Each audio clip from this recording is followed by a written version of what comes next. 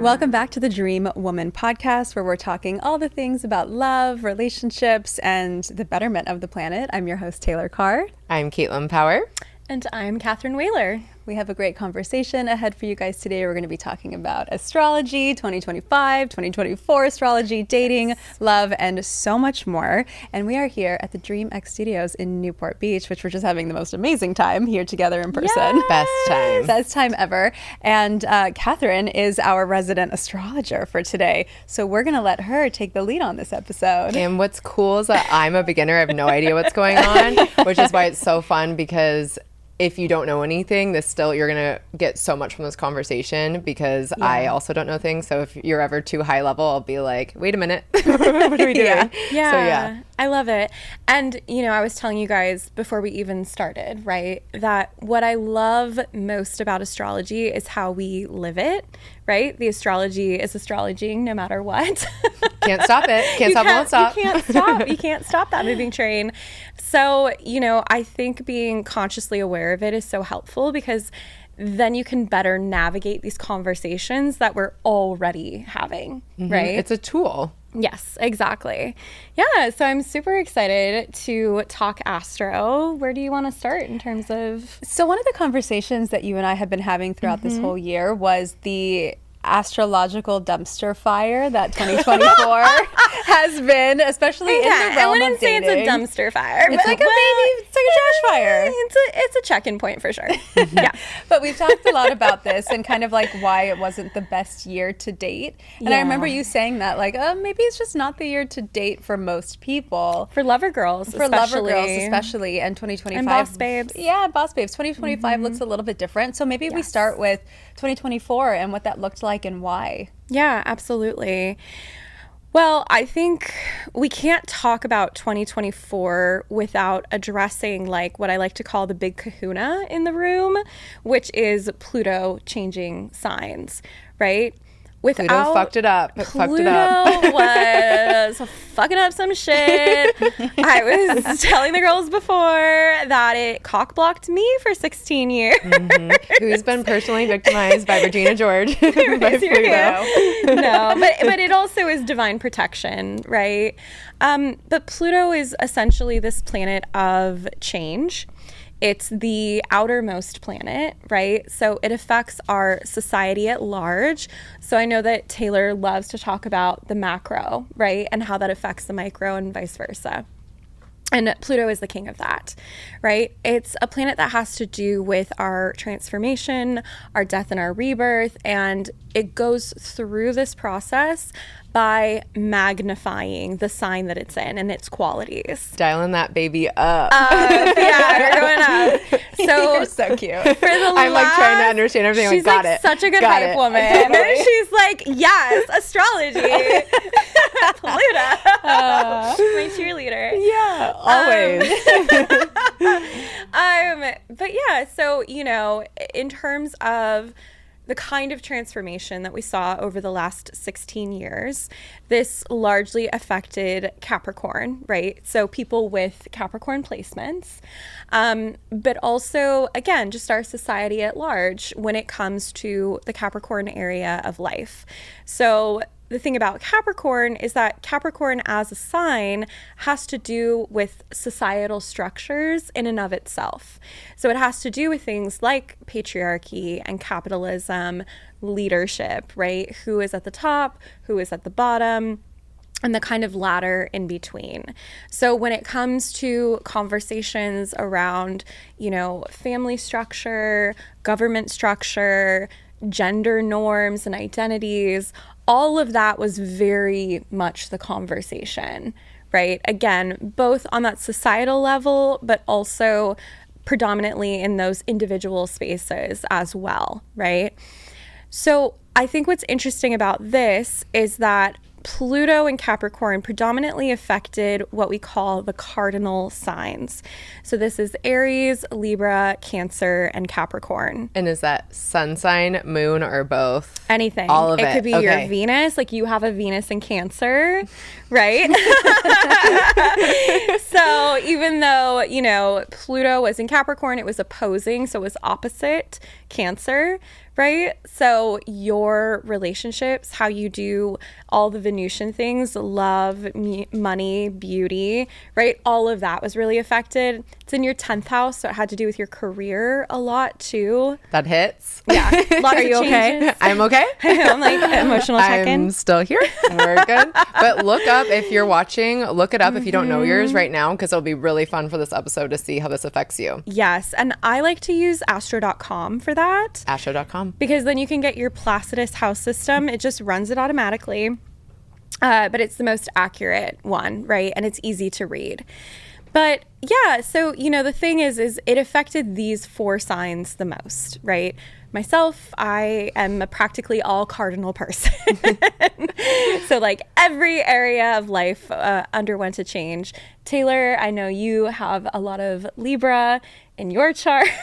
And Capricorn You got too, a little actually. Capricorn. Yeah. Yep, exactly. So, just the 3 of us right here were majorly affected.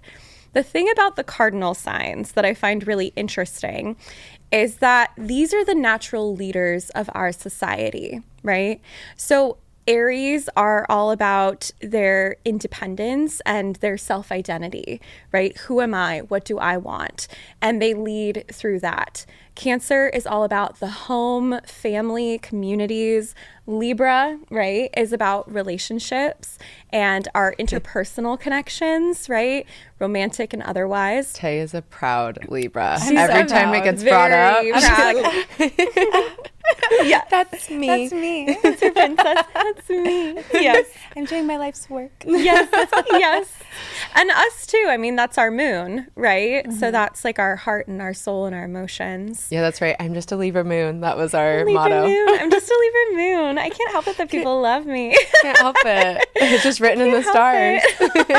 There will always be women in rubber flirting with me. But yeah, so I mean, that's the thing, right? Is that, and Capricorn, right? I need to cover them as well. Obviously, it went over theirs. Again, leadership, CEO, boss energy, right? And all of us cardinals have had Pluto sitting on top of us. Yes, Yeah. exactly. Yeah. For 16 years. Oh, wow. So you have to take into consideration that these are the folks who want to have families.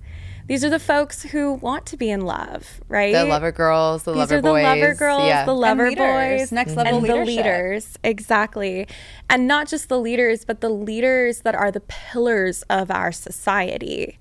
So when we're talking about things that keep society together, like family and community, relationship, having children, right? We saw just this huge change. So my joke is that as we're having this conversation, globally right now around, well, why aren't women getting married? And, like, why are people more into polyamorous relationships and everything? And I'm not saying one is better than the other, just different. It's interesting to me. I'm like, well, because like the Geminis and the Sagittariuses are running the marriage market right now. Oh God. They're like, I just want to travel and be with everybody and explore myself. Yeah, exactly. Yeah. And I'm like, and the people who want to genuinely settle down, and that's their lifelong dream, have been cockblocked for 16 years. Pluto! Right? But like, we've been too busy being in therapy, overcoming generational trauma. Like, I've been a little bit busy. We've been busy. And also heartbroken. And heartbroken because a lot of it went back to these sort of tumultuous relationships, right? Tumultuous communities. I know I had my community ripped apart when there was a tragedy at my otherwise extremely safe college, right? So it kind of threw these things up in the air that were givens before, right? Again, in order to change us. So it wasn't just the cardinals that were affected. It was everybody, right? But it's the energy of like coal being formed under pressure into a diamond. Yeah, I love that. So now we're coming out of this diamonds on both individual and collective levels. Raise your hand if you feel like a diamond. Diamond frequency. Everyone at home better be going like Diamond frequency. And also what I like to call alchemy school, which is taking that shit and turning it into gold, right? So we're both coming out in this diamond and gold frequency now, ready to lead, better than ever, right? And that's part of what's contributing to Pluto, which is now in Aquarius for 20 years, right? I just want that to soak in. What does that mean? 20 years. I will be 50 years old when Pluto leaves Aquarius. Wow. That's a long transit, right? Like, I always want people to like soak in just the amount of time that Pluto in Aquarius will be changing us, right? The same way Pluto in Capricorn did. So with Pluto in Aquarius, right, part of it is that because we're emerging as these diamonds, because we've had to transform generational systems, because we've had to really look at ourselves in therapy or in our career or in our relationships, right? You had to become the woman, not just to have a good dating life, but to literally survive. Yeah, to survive. Yeah. So because we've had to look at all of this, we're now coming with a new paradigm perspective, right? We're coming with a perspective of doing things differently than we did traditionally in the past. And again, our leaders are no longer affected by Capricorn. We're stronger than ever, us cardinal signs, or wherever you have the cardinal signs in your own chart, because we all do. So this is what really contributes to really this conversation of new paradigm love, you know? I love it. It's really exciting. It's super exciting. It's really exciting. So 2024 being a mini trash fire, not full dumpster fire for the dating world. I know that the Libra and Aries North and South node played a role in that as well. Can you kind of break that down? Yes. So as I was saying, right, Pluto in Capricorn majorly affected the cardinal signs. I find it kind of funny because, again, right towards... Curiouser and curiouser. Right towards the end, the nodes decided to join the party, right? So you can think of the North and the South node almost like a destiny point, right? It's sort of what is increasing or decreasing in our society and in our own individual lives. So Aries is all about the self. It's masculine in nature, ruled by Mars, right? It's fiery, it's like sparky, spunky, adventurous. It's all about desire. And it's the I am. So it has to do with I want this, I desire this, I need this, my own individual identity. Libra is about the interpersonal. So Libra is about, now that I know who I am, right, a healthy Libra, now that I know who I am, thank you, Aries, I can interact healthily with another person and take their point of view, right, and their side into consideration and have a healthy relationship. Now, on a shadow side, for Libra specifically, because it is the South node in question currently and for this year, we have to look at sort of the things that can hold Libra back when it's not balanced in the Aries piece, right? You still with me? Yeah. And I was kind of thinking of the audience about a shadow side. If you've never heard that word before, like there's good and bad in everything. Everything has balance. So that would be like, we're super excited about what's going on, but the shadow under it to look out for, just to have the tool to know and be aware. That's what this is. Exactly. Yes. So well said. So the shadow to Libra can often be this superficiality, right? We were having a conversation even before we started filming about... Are you going to out us right now? What did we say? No. I was going to say... Don't talk about my superficiality. Superficial? I was going to say about our lovely team members that are helping us today. They were contributing amazing things to the conversation behind the scenes and the power of conversation, right, that we've been saying. And one of the conversations was about what we said, you know, in our first episode, right? About sometimes this superficiality that can show up in dating, where for whatever reason, maybe we saw it and it was our first celebrity crush, had blonde hair or something. Right. Yeah. Right? R.I.P. Aaron Carter. Same. It was my first celebrity crush too. I'm trying to think. I still can't come up with one. Who knows? I know. Mine keep passing away. Oh, no. Oh, I know. gosh, cancel and delete. No more of that. Yeah. We're not doing that anymore. I know. Jacob Elordi, stay alive. No. Andrew Garfield, you can call me. You can call me. I just think of Eric listening. Eric knows. Eric's aware. Eric's okay with Andrew it. He's Garfield. okay. They're similar. He's your hall pass. Yeah, they are very, They're very similar. Yeah. But yeah, I mean, that's the thing, right? Is it's like there's all these subconscious reasons. It's because it's what your mom looks like. It's what your mom doesn't look like. It's what your first boyfriend looks like. Or like, hello, have you heard of Freud? Yes, exactly. Maybe it looks a little bit like your dad. Yeah, exactly, right? Something to look out for. I want that as a bumper sticker. Hello, Have you heard of Freud? Yeah, big question mark. Yeah, I mean, that's the thing, right? It's like we think we have these preferences and sometimes they're genuine, right? I love to look at that in astrology. Yeah. That's like a much your deeper core conversation. unprogrammed self. What would she Yes. think is hot? What would she think is attractive? Yes. Versus what we've been ingrained by media, by just familiarity, seeing like, oh, maybe your friends when you grew up or your brother, your dad, whatever. You're like, oh, I think I want someone with blonde hair because that's what you're so familiar with. Yes. However, then you start dating a brunette, you're like, oh, this is a vibe, you know, or vice versa. Or this person has those emotional qualities that I'm looking for, right? Like this guy has red hair and I never saw myself, you know, dating a man with red hair, but he's all the things that I associate with a man who has darker hair. Right. Right? So, and that again kind of harkens back to that first episode, right? And like the dream man, dream woman list. So, you know, the thing about Libra, again, with this shadow side is it can be a little bit more superficial.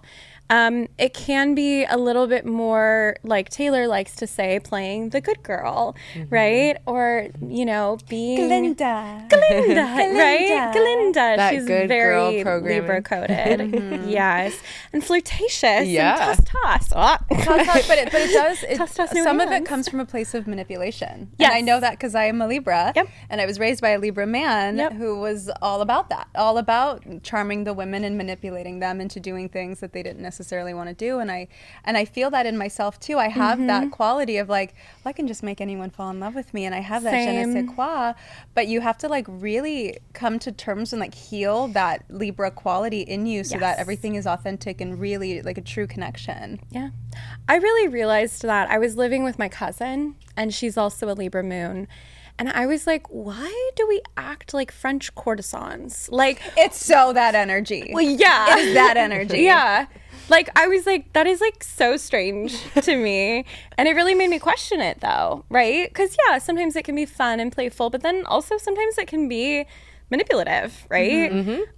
Sometimes it can be playing a role that is not your authentic, raw, true self. Yeah. Unless you are a French courtesan, then rock your world. Yeah. Rock Get on. on with your bad self. Like me. Yeah. But that's literally. the thing about any of these tools, like that you might be learning here today, like anything with manifestation and stuff, I seriously always say, like, you have the tools, but hello, like use your powers for good. You can manipulate people if you wanted, and that's not what we're about. Obviously, like let's raise the planet, raise the collective frequency. Yeah. But it's good to look out for. Like just because you can do something doesn't mean you should. Yes. Yeah. And the thing I love about Aries energy, right, as this kind of foil to Libra in that way, and when it's the North Node, is you get to a place where you're like, I can't fucking do it anymore. Like, I can't pretend. I can't go on another superficial, artificial sort of date, right? I'm not just going to settle for a guy who just brings me flowers and is a nice guy, and I don't have that, like, genuine connection with, right? Like, we don't have that place where I can be my raw self and I'm accepted for that, right? So a lot of relationships ended, right? A lot of women were rethinking things like beauty standards this year. I know for myself, I was going out and I was like, you know what? I don't really want to blow dry my hair, right? That was a manipulation tactic. And I realized that. I reflected on that of, wow, this is a power move for me to blow out my hair, because it's almost this like little armor where if I go on a date, I'm like, oh, toss, toss, right? Toss, flip, flip. Toss, no hands. But it's like Megan Hilty was my like original Galinda that I saw, and she did so good. She's like, toss, no hands. That's so cute. My fave. But the thing is, right, is that I was like, I don't want to do that, because ultimately any guy that I actually end up dating is going to see my natural hair, right? Totally. And then you look at movies like, you know, How to Lose a Guy in 10 Days, right? And her hair gets curlier and curlier and curlier. Oh, yeah. The more she's accepted, you know? So it's kind of funny to me, because it's like, yeah, like it was this question, right, that was posed to everyone of, is this the real you? Is this the authentic you? Is this what you desire?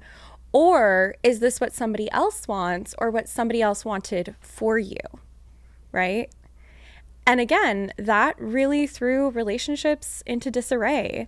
That threw dating into disarray. We also didn't feel as lover girly. We were more interested in getting our fitness on track, or being active after so many years of quarantining, right? So people were looking at relationships differently. And I think what's really fun is that in conjunction with all of the Pluto and Capricorn moving into Pluto and Aquarius talk, right? It's like, again, people were just getting really real.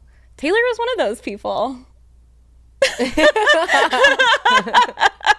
I'm always real.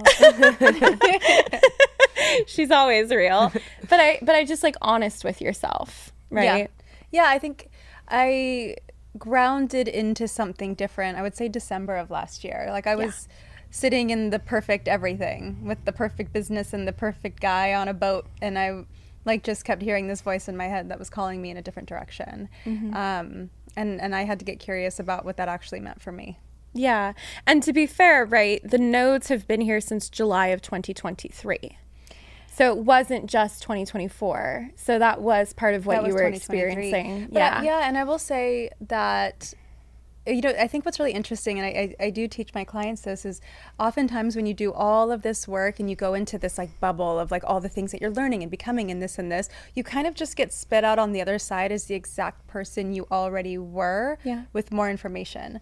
So like me getting into the relationship I'm now, I would say that my partner is exactly my type. When I think back to my first love, like my type was always like tall, kind of nerdy, goofy guys with like, you know, like maybe they had like a posture thing or like big ears and like freckles. Like I kind of like that opie, kind of like tall, dorky guy naturally. But then you get your heart broken here and there, and then you start to try on different things and you learn all these lessons. And it's just funny because I do feel like I had this plateau where I went, oh my gosh, I learned all these things and I've become this woman. I just want to be myself again. I just want to be her again, just with all this extra added information. And that to me feels like the best place to be. Yeah.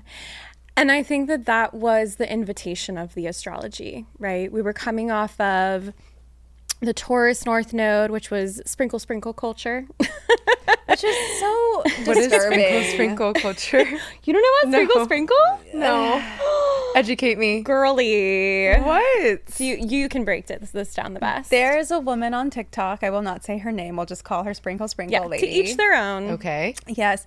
And basically it's this very sugar baby way of living, but from a very rigid space. So it's like, oh, that I don't even watch her videos. I couldn't really regurgitate it, but it's kind of like, oh, that man wants dinner with you. Sprinkle. He can send you a Gucci bag first. Oh, wow. It became kind of like this like weird sugar baby, like men owe us all of this money. Okay, like in entitled. the middle of like a financial crisis where men are trying to figure out how to make money and provide in this sprinkle and sprinkle. So everything, you know, and it's funny because I obviously like I teach in my work that like men are providers. I do teach that there's a polarity in, and they love to to take care of their women. But I don't teach how to be a sugar baby. I don't teach that men owe us all of these things. You know, I teach what brings us all pleasure and enjoyment and polarity in our relationship. relationships. But every once in a while, I get a woman who comments on my post and she's like, yes, sprinkle, sprinkle. And I'm like, so the wrong page. I would have no idea what was going on. So the wrong page. Because it's this very entitled, very like, like, oh, I have a date with this man and he just sent me a Rolex, so I'm going to go. Sprinkle, sprinkle. And it's just absolutely absurd. Whereas like, I prefer to teach my clients like how to be human beings, how to receive in gratitude, and also how to be a woman worthy of investing in. And this idea, like I started to have clients coming into me who were sprinkle, sprinkle coded suddenly. And they were like, I just want a man. With this, I know, it's crazy. I can't believe you haven't heard of this. I guess I live on the moon. But I had chronically online. But I had this. I'm not very online. That is true. I don't scroll. I don't. I Yeah. used to, and every now and then I'll get on like Book Talk. If anything, I'm on Book Talk. Oh, okay, so yeah. I'm just, it's all my characters, like they're memes from the characters, and I just think that's hilarious, and that's me, and I'll crack up, and then I'm done. I would have people come to me and they'd book calls with me, and they were like, girl, I'm just, I'm just so tired. I'm just so tired, and I'm just like ready for a man to come in and pay my bills. And I would tell them the truth about what I teach. I'm like, I'm not saying that that's not possible, and it totally is, but are you coming in from this space or this space? And a lot of them would just ghost me after that. There's one client that we share who did come in and say that, and I said, do you actually want that, or do you actually want this? And we dove into the conversation, and she was like, holy shit, you're so right. And I was like, you think you're avoidant, but you're not avoidant, you're just avoiding how deeply you feel. And she was like, oh my God. Ow! Wow. Like, you're just avoiding, it's too scary here, but you don't want a man to come in and pay your bills. You want a man who's going to come in and make you feel seen and loved and supported and safe. That's what you're actually looking for, but we have all this language on top of it that's acceptable online. So, it's just so interesting for me in my space, because I borderline on the little like high value do world, but I'm not all the way into where we're like using and abusing men. And there are men who also promote that culture as well, because they don't want to go deeper in themselves. But that's what sprinkle culture is. I know that we're gonna be over sprinkle in a second, but something I want to say is that just ick about like how that feels to even for the man to give. Like, you think you're in your feminine being sprinkle, like you do this for me, you provide for me. That's so masculine, because first off, it's like the entitlement of like, you do this for me, so you are directing. That's also masculine. And then like everyone has experienced like giving someone a gift and their eyes lighting up, where you're like, oh, that was right on. They loved it. It means so much to me versus like as you should. Instead of just like like it's not even acknowledged. Yeah, there's an entitlement that's not very sexy. I remember I had gone on a first date with someone I did end up dating for a few months, and he's a fantastic, like perfect man for sure. And he had told me that he had gone on a date with a woman just a few dates before, me. And she showed up on the date and was like, I just feel like if you really liked me, you would have come with a Starbucks gift card for me and my friends. So that I could just go to Starbucks and know that it was on you and that you were thinking of me. And he's like, I don't know you. And then she was like doing the thing where she's like, my love language is gifts. And I'm like, okay, so she's in this world. I know she is, because I'm in it too. And I teach, tell them you like gifts, receive. So he asked her, well, what does that mean? Like, what does it mean to you for me to give you gifts? And she goes, I just feel like a new designer bag on the counter every month, just to like make me feel like, you're thinking of me. That's the wildest thing I've ever heard in my life. Listen, if you love a designer bag, what are you putting in these bags? Again, listen, if you love a designer bag, I'm not here to shame you for that. You get to love a designer bag. If you receive in gratitude a designer bag, you get to, if that's the relationship that you're in. But the entitlement on a first date with a person that you don't know to act like you should be receiving these things from a stranger comes from that entitlement online of these women teaching other women to behave this way, which is only hurting the women who also want to be in deeply loving relationships where they do get to receive. Yeah. That's great, though, what you instructed your client to do, to clarify, what does this mean for you, the gift? Because that right there, you can be like, well, this doesn't work for me. And usually with most women, I would think that it doesn't need to be financial, that you can give a gift. Like, the best thing you can do for me is pick me up so I don't have to drive. You come get me, done. And that's like showing the thought. That's a gift to me. So that's really cool to clarify, like, what does this mean for you? Because you might be out, like, it just isn't a match. And it's funny because a few weeks later, that guy gave me a Starbucks gift card. He loves to give. He loves to give, Yeah. and I didn't ask for one. He was Yeah. just like, "Oh, I got this from my dentist. Do you want it?" And I was like, "That's hilarious." That is hilarious because I am the woman who receives, and I'm not here expecting it. I'm just enjoying our company and like actually getting to know you. And that's So, the work. That's the work. And that's the work. So we're back into Sorry, the go notes. ahead. We're back into the No, thing. I I love didn't it know the because- sprinkle. Yes, but and like I said, like this is the conversation. Like when I talk about the astrology, it's like that is just the shorthand for that much longer conversation that you guys just had. Right? It's like that's exactly what we're doing here is we're questioning the transactional nature of relationships, right? We're questioning the gender norm piece.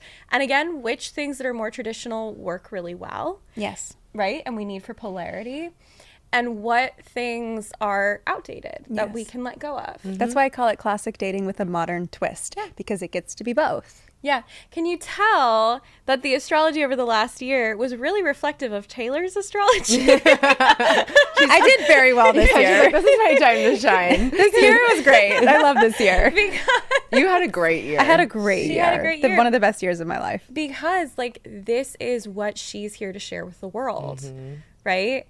So at the same time that people collectively were finally ready to have this conversation of how do we get to the place where we're in loving relationships that have, you know, the passion, but in a healthy way, right? Not just the chemistry and attraction and whatever, but something that's sustainable, something that's real, something that builds and grows over time.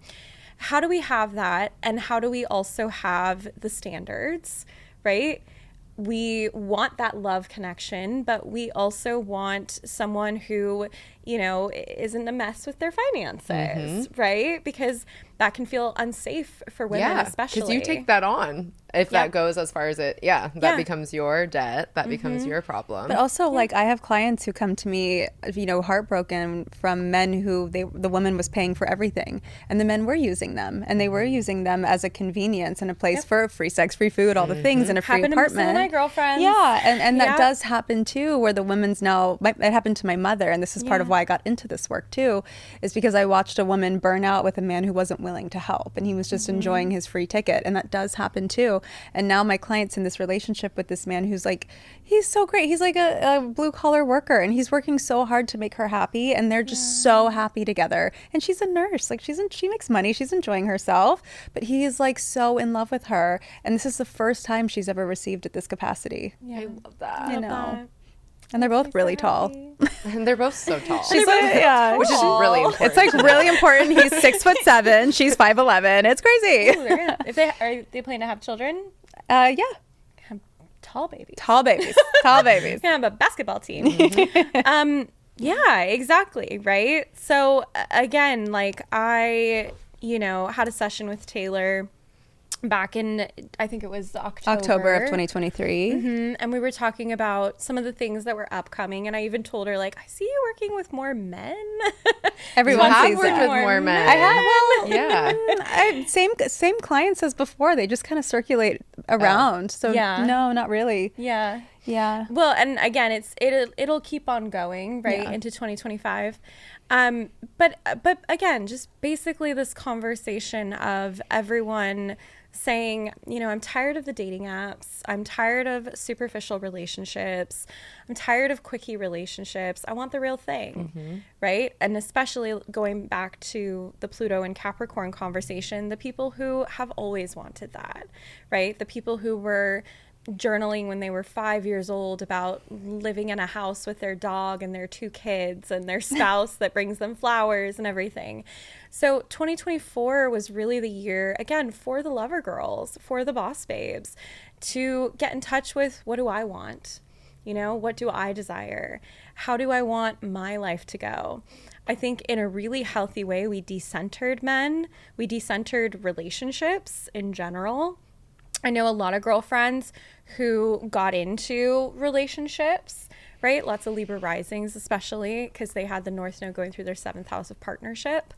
But it was really beautiful because these women, what they were healing through those relationships was that they were with a man who was like doing the right things, right? that they also really enjoyed. And that there wasn't this sort of anxious attachment, or there wasn't this, need to have him in their lives.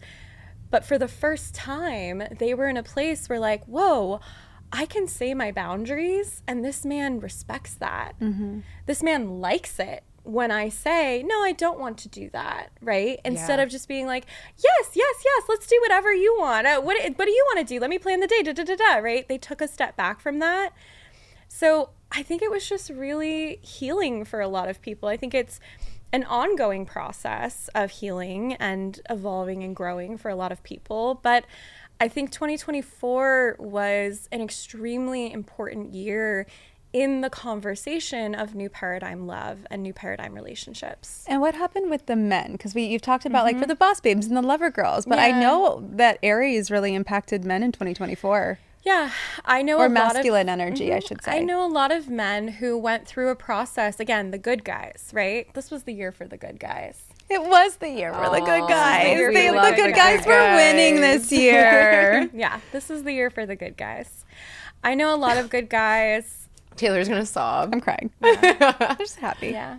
Yeah. I'm just happy for all the men. I don't know. Like, good guys get to win. I think about, your friend who I met down there, who I won't say names on this podcast, and his partner, and just like great guys who really went through it. Yeah. And they just like finally met their girl. Like, they just, it's beautiful. Yeah. Yeah. These are men who, have always wanted to be husbands and fathers who love to provide, right? And who were really taken advantage of women in the past in some very serious ways, right? And they got to heal that piece in themselves too. They got to be with a woman who loves them for them, right? Likes them for them. That's so special. I know. It feels emotional talking about it because these guys just... They're the ones that are in the back of the room that nobody notices. They're not the ones taking up space. And like finally they're like they get to win. It just feels really good. Yeah.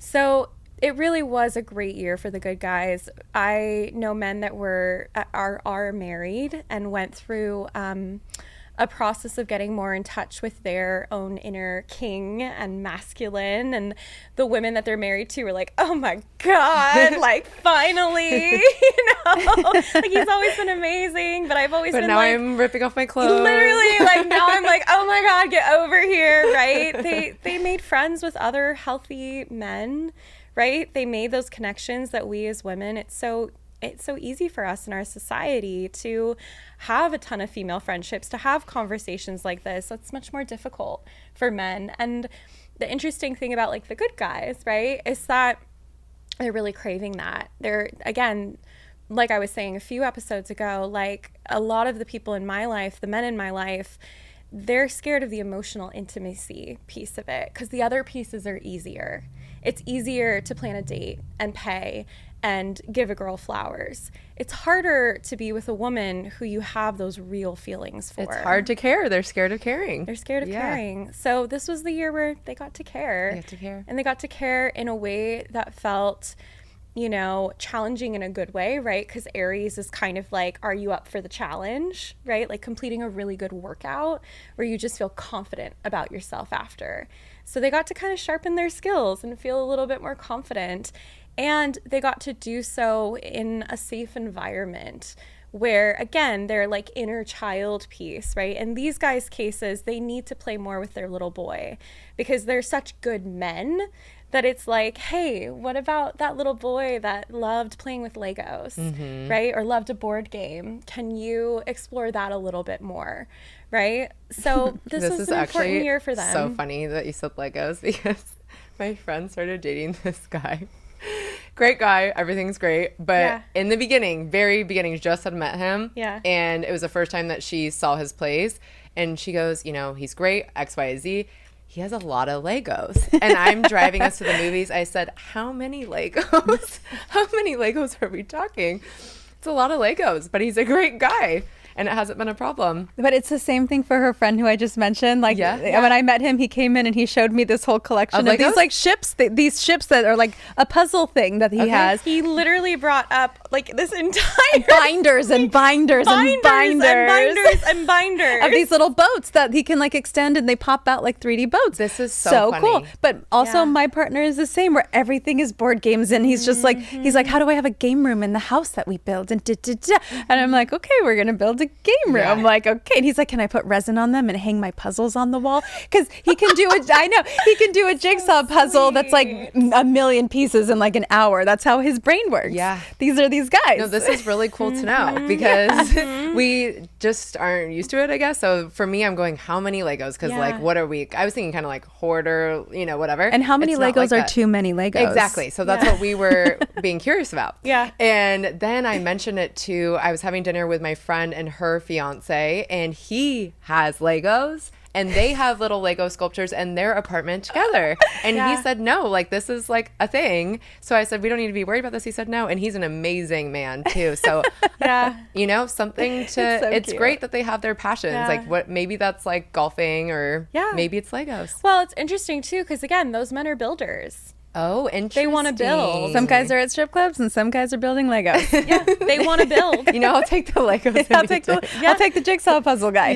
They want to build. She had the My Type party, and I came as the guy who brings the games to the party. I was like, I have a 6-pack and I have a board game. Who's playing?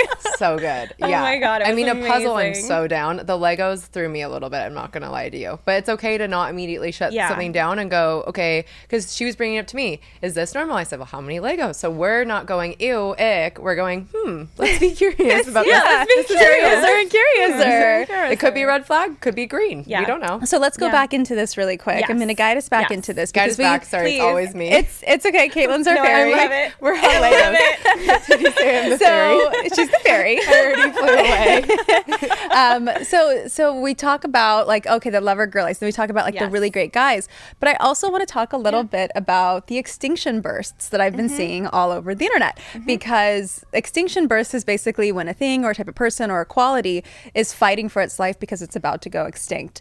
And we've seen a lot of men very loudly online fighting for the right to continue to be more, they call it masculine. It's not masculine, but it is patriarchal. It is more of that controlling leader type, where like the woman doesn't have as much say and doesn't work at all and doesn't do these things. And they package it in something that sounds good. But I've seen them really, like, I mean, I get bullied a lot on the internet. Like TikTok and Threads in particular, and YouTube for me are very dangerous spaces. YouTube is a scary place. It's a scary place. And I get a lot of men who like threaten me. And they also tell me that I'm like just like a typical modern woman who will never be loved and never be chosen, while I'm like sitting there having my feet rubbed by like a 6'2" like gorgeous guy at a beach house. Six foot, blue eyes. And he is. He's looking for a man in finance. You're sitting there with your man with blue eyes. Yeah. Whatever. I'm looking for a man in Getting attacked. puzzles. In Legos. In board games. 6'2", blue eyes. We get to make that game or that song. But yeah, so I also felt just intuitively from the conversations that we were having that Aries was also having some impact on these bits of older ideas of masculinity that are dying, and the grapple on to feel needed, to feel like society still needs you, and these men are really struggling to figure out where they are needed in society. Do you think Aries had something to do with that? Yeah, I think so. I mean, I think that can be one of the shadow sides of Aries. Can be just that hyper masculinity. It's kind of warlike. Kind of warlike, yeah. It is Fight the god to the of death. war. And I think, again, like with it making a square to Capricorn too, there was also this tension between almost being angry that they have to be providers, but then being angry at women that they don't need them, and then being angry that they can't be providers because of the economy. Right? So I think that, Aries can bring up some of that anger too. And I think that was also very collectively felt because Libra is the peacekeeper, it's the peacemaker, the diplomat. So that kind of also went out the window. And I think it's cool to note too, like if you are in an experience like this, or a relationship where your man is feeling that way and is feeling angry, because he will if he can't feel like he can provide and protect, point out the ways that you are supported by him, that you want to be provided for, and give, kind of thanks in the way of like, I really appreciate you supporting me in this way, whether it's emotionally, spiritually, mentally, physically. Thank you for supporting me in this way, and showing him how he is still so needed, because that is important, because they will become enraged. They will, but showing that it makes me feel safe to have my own career. It makes me feel safer. When you explain to them why you want it, then they go, oh, okay, if it's going to make you feel safer, I get that. Not that I'm not needed. Yeah. Yeah, I could see that. I mean, depending on the relationship, because there is also other relationships where men kind of feel like, I don't care.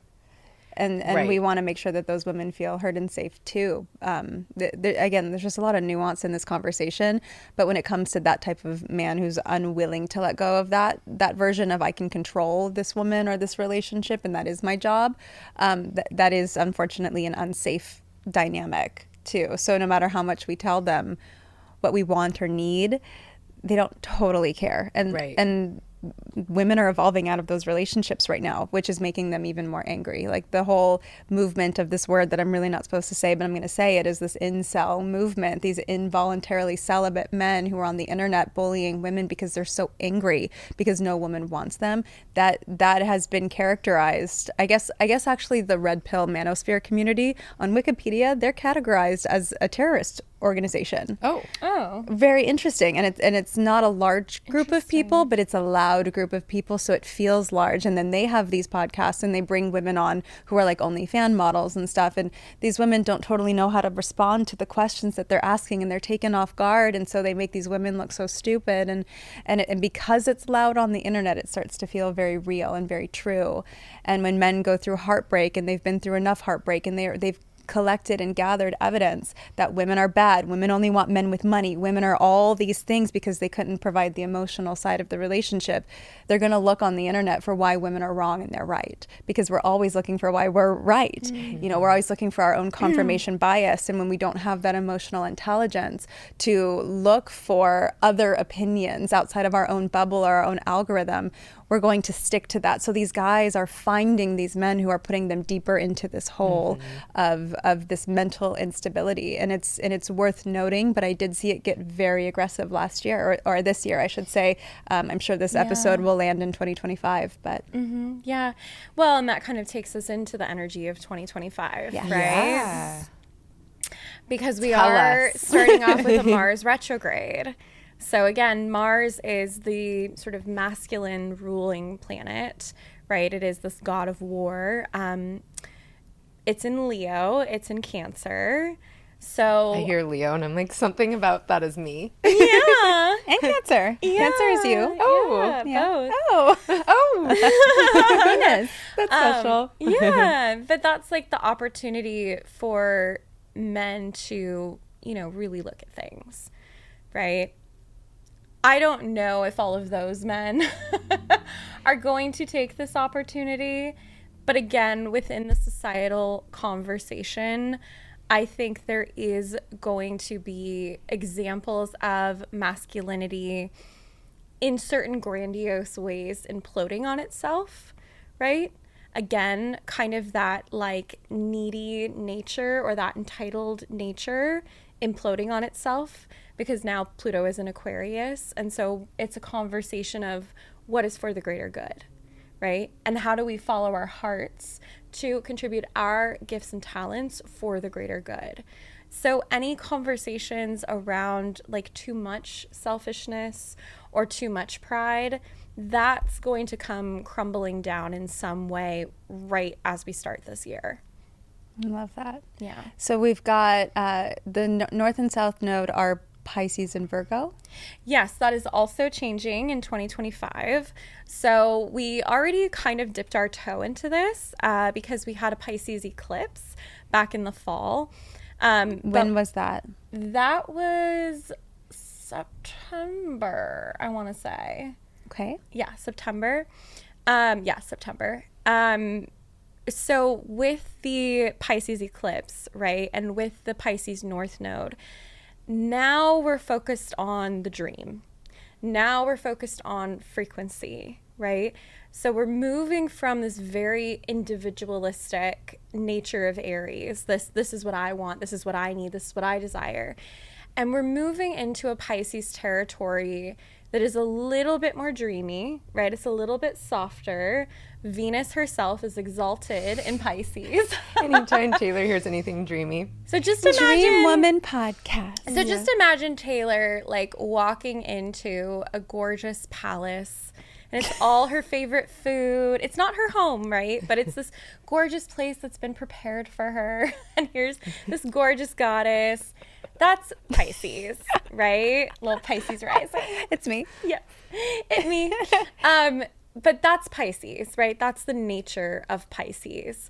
So we're getting a shift in energy when it comes to relationships, when it comes to our interpersonal, communications, right? Where it is kind of more about the dream. Again, it's going to be a really great year for like the good, the good guys, the good girls, right?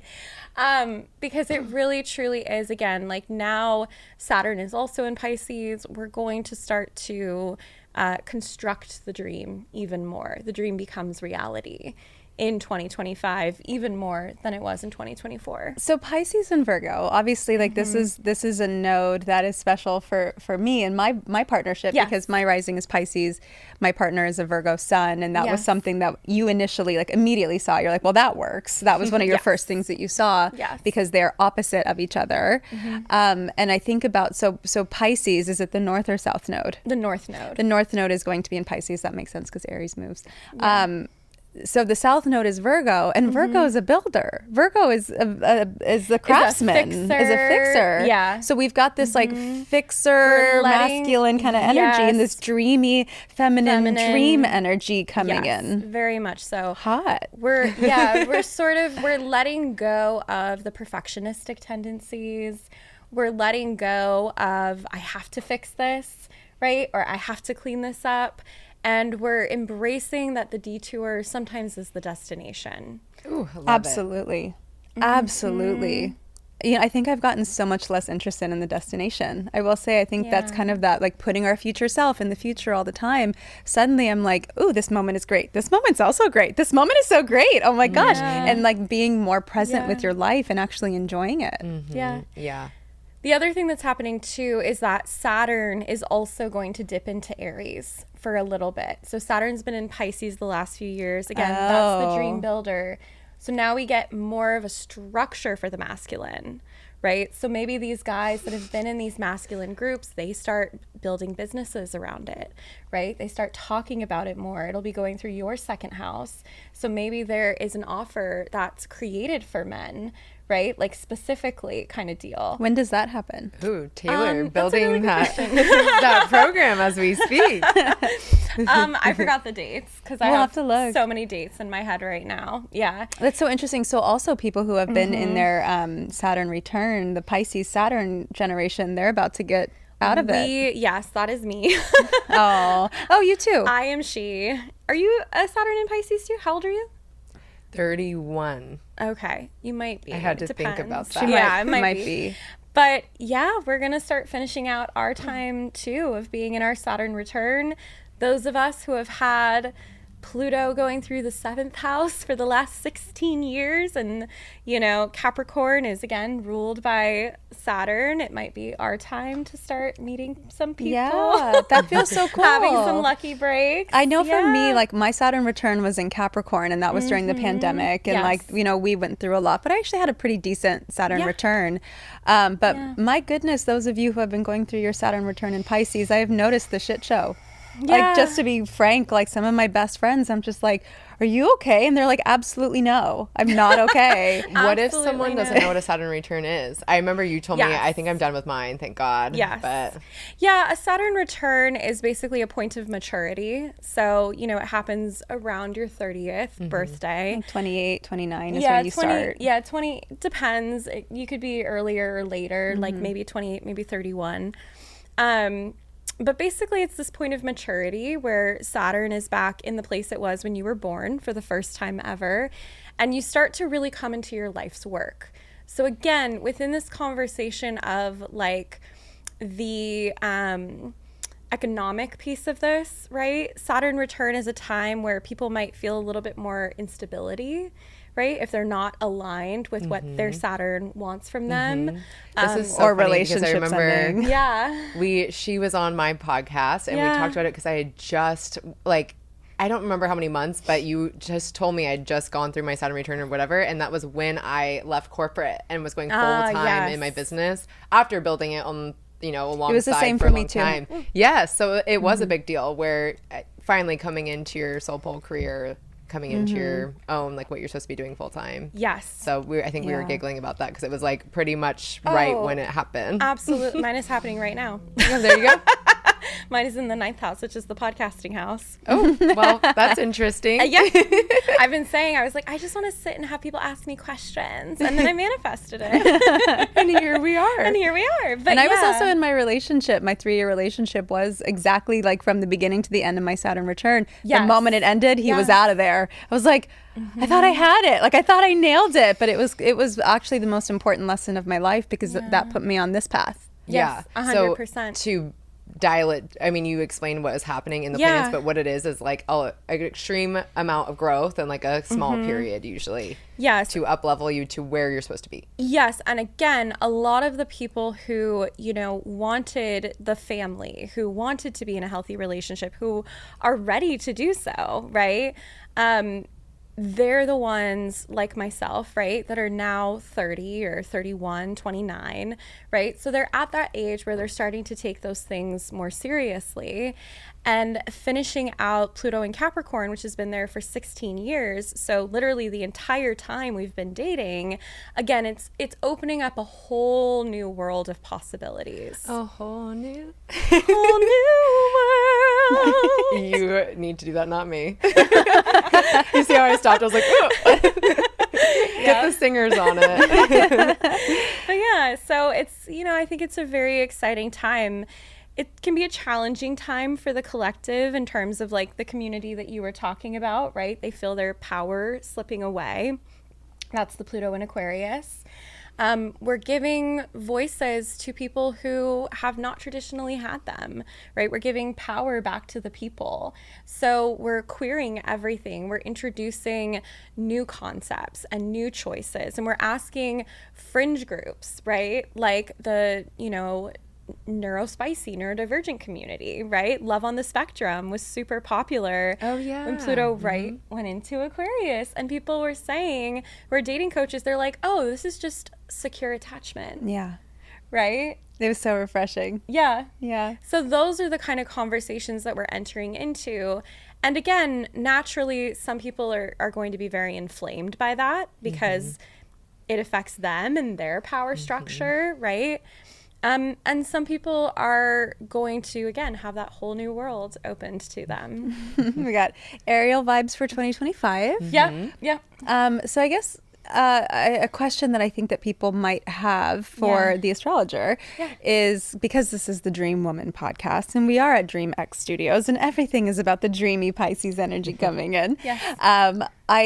I know that you like to talk about dream girl astrology too, and how we can find that, and maybe you can touch on that a little bit. Yeah, of course. So it's very simple, actually. It's really just tapping into your own inner divine feminine, right? Men can do this too, by the way, to tap into their own inner divine feminine. We also have a masculine, right? And it really is super simple. It's just your moon and your Venus. Those are the two places that you want to look when it comes to how do I embody my own dream woman, right? And I think it's what, again, puts us into the kind of relationships where we feel most natural. It's really true. Because when you told me like, oh, well, Eric is the type of person who would be enthralled by you because your moon is in Leo and your Venus is in Libra, and those are two energies that he's very attracted and his to. moon is in Taurus and his Venus is in Scorpio. So he likes a woman who's a woman. He likes the femininity. not all men like that. Yeah. It's true. It's true. And then the guy I was dating before him briefly, you had told me when you looked at his chart, you were like, he thinks he wants a very feminine woman, which is why he likes you. But he actually wants more of like an Aries woman to like watch a sports game and throw back a beer. And I was like, he would disagree with you. And you were like, but it doesn't lie. And the more I watched him, the more I was like, yeah, he keeps saying, I love how feminine you are, because he was learning that language. But I could tell how frustrated he was at my femininity. Like I'd be like, I'm going to get my toes done and da da da. He's like, oh, I'll just be out here waiting. Or like, oh, don't you want to come look at me try on these dresses? And he's like, is there a bench in there I can sit on? Whereas like my partner, Eric, he's like, he's in Zara with me every Monday and he's like, maybe this is in your color season. He just wants to see me try it on because it's so like, it's so exciting for him to watch the woman do her woman thing, which I love too. Yeah. Yeah. And that's cool because you can look at, basically for someone like me who doesn't get it, Yeah. you can look at the qualities of that sign and see where your what did you say, your Venus and your moon are? Your Venus So for and you, your it's moon. your Venus is in Cancer and your moon is in Libra. And I think both of you told me it's like about being more maternal. Is that right? Like showing Cancer. The Cancer piece, Yeah. that nurturing, caretaking, but also just like divine feminine goddess. Like Cancer is like the mother goddess of the zodiac. Just don't be his mother. Yeah, don't. Oh, no. Yeah, it's not about being. Don't have to Don't worry be about his that. It's more so like for you, like if you do decide to be a mother someday, like that will make you feel even sexier, right? Yeah. That's awesome. Yeah. What a Well, gift. it's funny because ever since you told me that, I realized, because I am not a mother, but I'm an auntie, very proud auntie. And I do feel very authentically me when I'm with my niece and nephew. And like, I do feel magnetic, obviously, without trying, just because it's really natural for me. And they're like such a big part of my life. I love But, that. Yeah. And I love hearing the examples of how that actually plays out. Whereas like for me and my Leo moon, like I feel very magnetic when people are looking at me and I'm speaking and I'm in some sort of power position where people are looking to me. I'm like beaming. Or for you, like your Libra moon and Aries Venus, what does that look like for you? For me, it's kind of a cross between these two. I would assume, yeah, because you also have a Cancer rising. I have a Cancer rising as well. Yeah, for me, with my Aries Venus, I think having the North Node go over it over the last year or two and really hyper focusing on that story for myself and getting to know that side of myself so much better after years of exploring my Libra moon, right? I think what it comes down to for me is that what I find romantic, what I find sexy is first and foremost myself. Yeah. It begins and it ends with me. Begins and it ends with me. I love really that. turn myself on. I actually had to research autosexual one time. I'm not joking. She's walking by the mirror. She's like, It's the Galinda like, oh, is that me?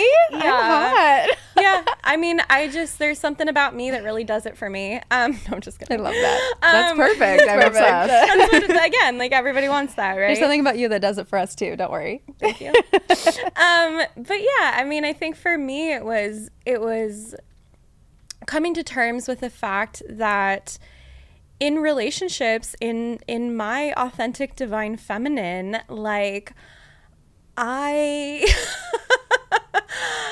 can be a little bit more masculine, and not in a way where I'm necessarily like pursuing a man or I'm buying Tinder because ick, but more so just that I'm like, yeah, let's go see a sports game together, or Go sports. go sports. Go sports. Sports. Love it. Right? My sporty spice era, as you can see.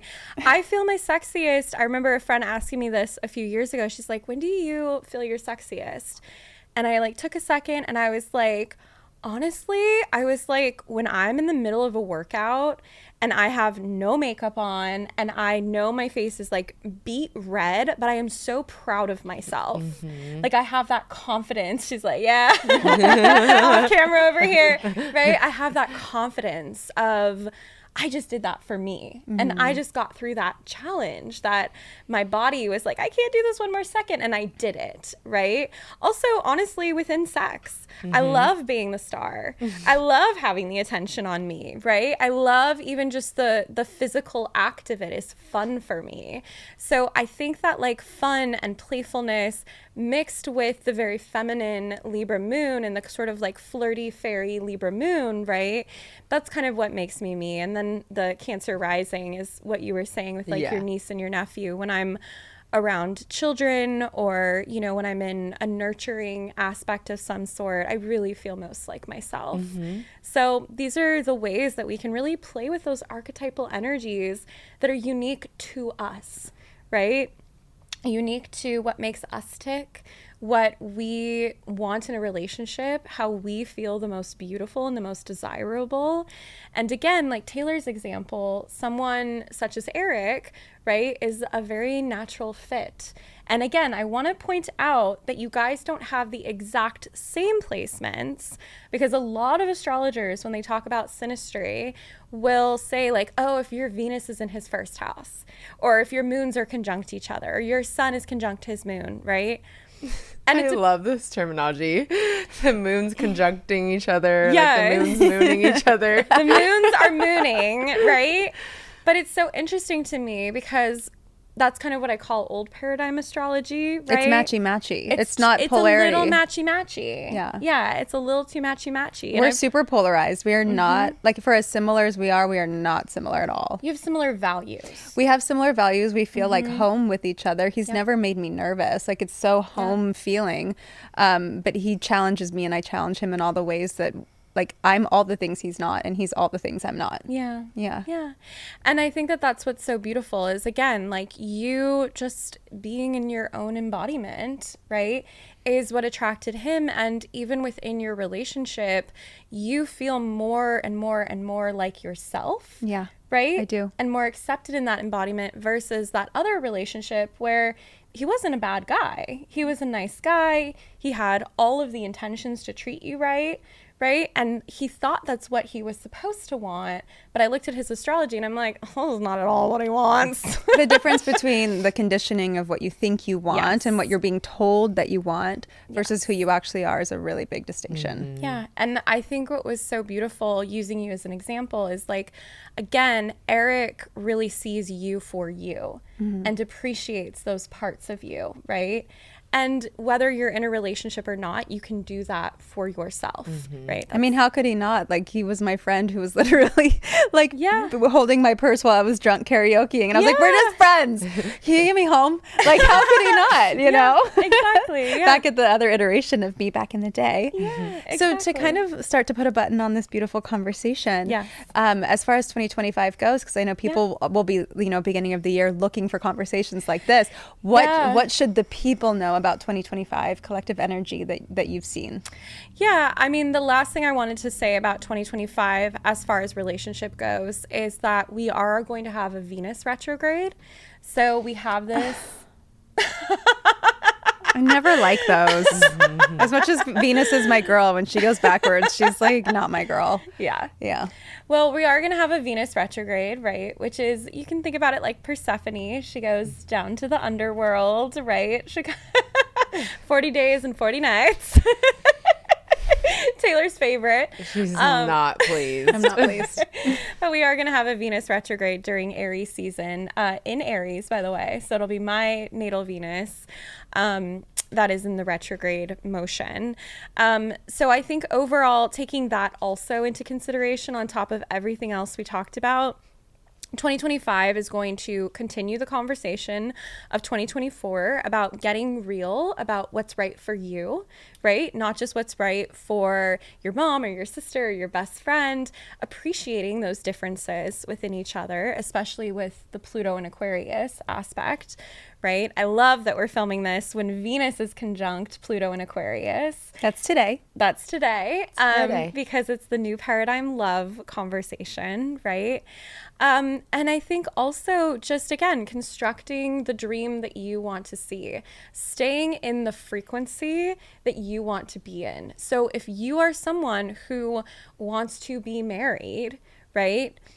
it won't behoove you to have conversations about how much dating sucks and da-da-da-da-da, right? It'll behoove you to be in circles, in spaces where people are happily married or people have the right mindset around that. So I think also, like, even from a musical perspective, it's a year where it's like, what are you tuning into, right? Wicked for Katherine. And myself, Wicked. Galinda, always. No, but like, yeah, like, what are you tuning into? You know, what radio station are you tuning your frequency to? Because you're going to attract everything from there. It is, the frequency conversation is so important. And you can always change the channel. Yeah. If you don't like what you're seeing in your external reality, change the fucking channel. Yeah, we have the complete control over our algorithms once we realize it. It's realizing it that's the tough part. Yeah, 100%. So yeah, Beautiful. that is the 2025 astrology forecast. Thank you, our it. queen. Thank you, queen. Thank you so much for Toss, toss, flip, flip. toss, toss, flip, Toss, flip. No hands. Do you want to lead us out in this episode? Sure. Thanks so much for joining the Dream Woman podcast, hosted in Dream X Studios. We hope you've appreciated this conversation. If you did, please let us know. Ask us any further questions. And I hope that everybody has a really wonderful 2025. Yeah, DM us. Tell us what you thought. Yeah. We'll see you in the next Absolutely. episode. Bye. Bye.